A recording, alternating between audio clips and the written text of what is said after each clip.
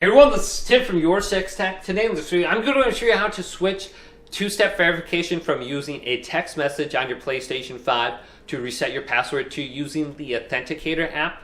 And this is easy to do. Let's go to settings right here, then go to users and accounts, then under accounts let's go to the right and then go to security, set security features for your account. Then we can see two-step verification. And mine currently says use Authenticator app. So we want to specifically go to two-step verification right here. Now you may have just went to add mobile number before to activate this. So let's go to here. And then we can go to status and we can switch this over from disabled to use Authenticator app. And then you can go to like the Google Authenticator or something like that. And you can start accessing those codes via there to sign back in.